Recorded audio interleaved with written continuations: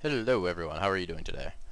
Well, welcome to another edition of Ask iMatt. This is series 2 of random questions I'm getting upon UPSB, if not other sources. And today I am playing Angry Birds, because I just feel like shooting crap and I don't care who knows it.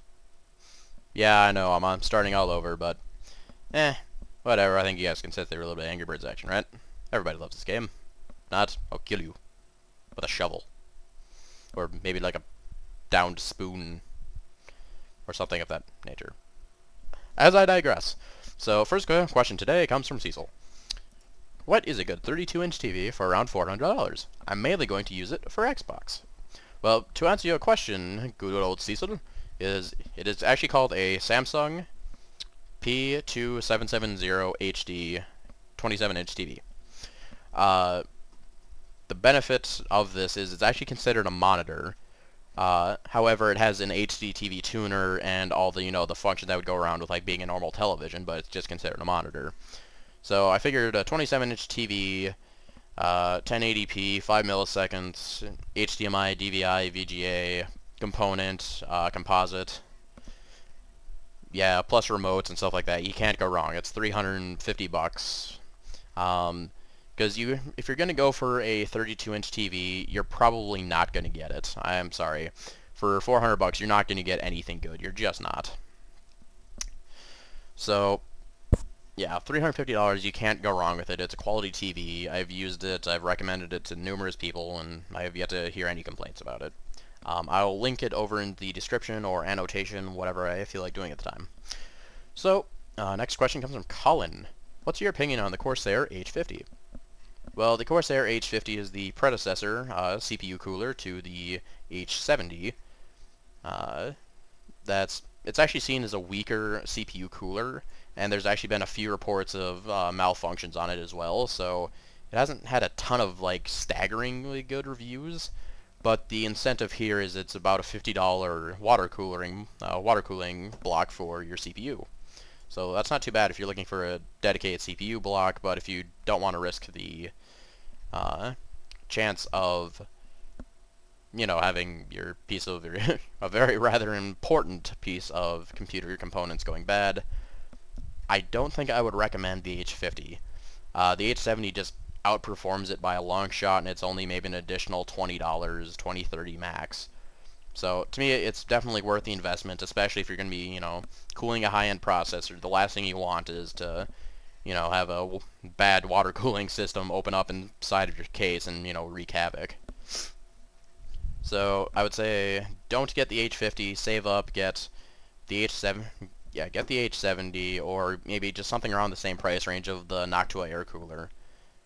Because that one actually pushes quite a bit of air, and it is quite fantastic. I've yet to know anyone who has not been pleased with that. So, consensus, stay away from the H50. It's not worth it, even if it's $50. It's not worth the risk of having something go wrong inside your system. That was a horrible bird, good lord. Alright, next question is coming from Blee. Why did I read 12 pages of your thread? And no saying because you're awesome. Because I'm kidding.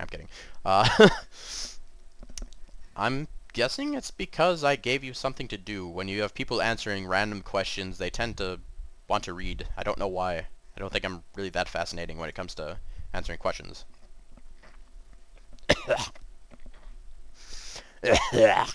Yeah.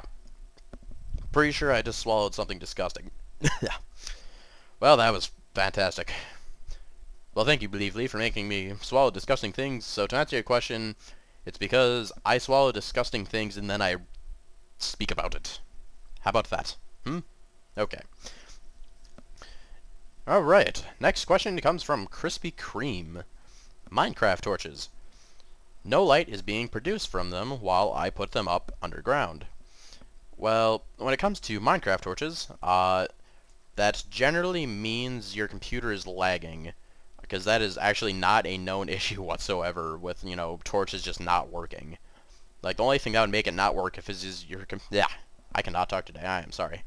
Is if your computer physically can't render, if it just can't render the light itself or, any lighting.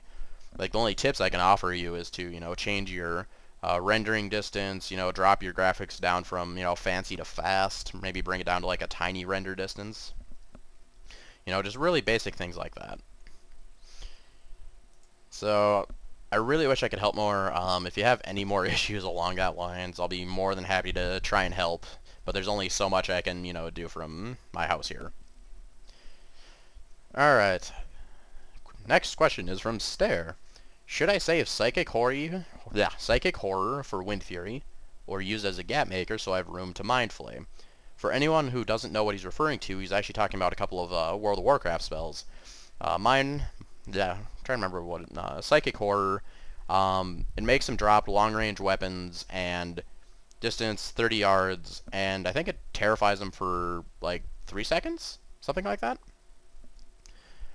I don't know, it's something along those lines. But I would actually just skip Psychic Horror. Wow, why do I keep saying Hori? Hori. Yeah, it's like a tard. And save it for Wind Fury. Well, I don't know, I'm kind of borderline, because when you get to Mind Flay, you now have a 40 range yard, 501 shadow damage, and it slows your opponent down by 50%. So, oh, did I mention it also has no cooldown? So I would easily say use it as a gap maker for Mind Flay, because just bar none, it gives you a far better advantage on your opponent. So I don't know why you wouldn't. So to answer your question,